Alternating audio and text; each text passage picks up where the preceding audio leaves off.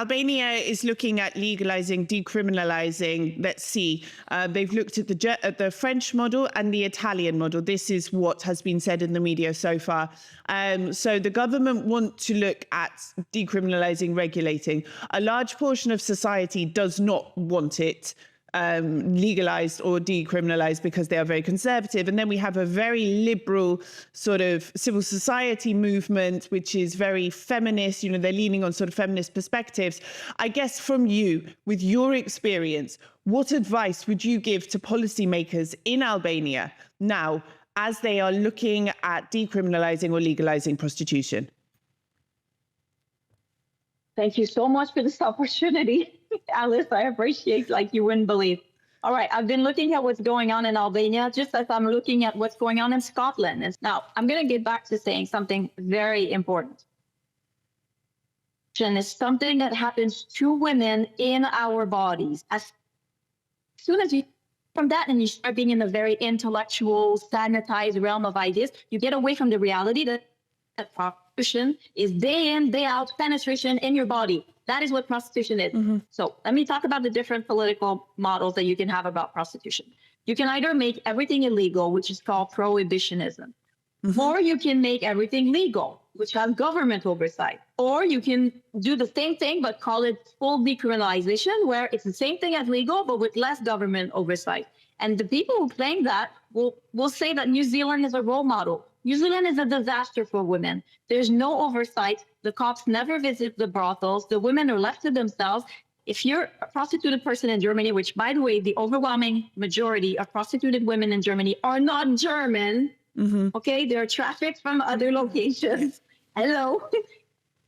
And the vast majority of women trafficked to the UK right now are Albanian women. Yeah. So you guys on site already have a problem with trafficking network. If you legalize, you're going to create a class of businessmen out of your current traffickers. Mm-hmm. And you're also going to these venues for men to go and empty themselves. And we, as much as we act as if we don't know about what brings women to prostitution, we act as if we don't know what clients are and what they want. Mm-hmm. The majority of clients, about half of them, is house.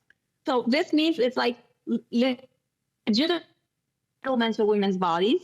And then what they want to do to prostituted women is what their wife refused to do. So can you imagine the degradation that the women have to endure? And I will not get too graphic on your show, but all the violent acts and porn is what is being asked of prostituted women. This is what the menu in German brothel looks like. You can ask for, and I will. No, don't.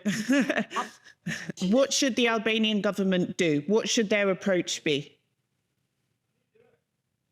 So I've been reading some documentation coming out of Albania, and I've been disappointed that they kind of just overlook the Nordic model as if it's not a real legitimate third option. So they seem to think like it's either everything is illegal or everything is legal. No, there is a third option. Yeah. And this third option is amazing. And it's been endorsed by countries like France, Norway, Sweden, Canada, even Israel. And currently Scotland is looking at it as well. This approach completely decriminalizes the women in prostitution, but St. Pimps makes it that it's not a job. And it has to come with resources and services to help the women get out. It has to come with, even in Canada, we have not yet had campaign.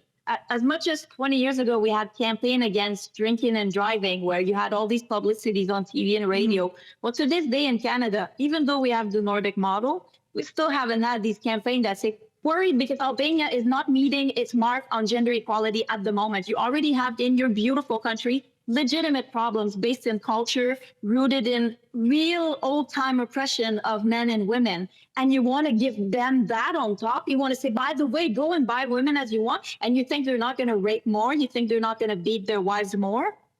Yes. And it breaks my heart from the accounts I've heard of Albania is that when women are trafficked and they try to go back to their family, they're not accepted back in their family because it's very much a culture of shame. Yes. This breaks my heart. We are victims. We need to stop organizing male sexual outlets. That is my core message. Stop organizing male sexual outlets.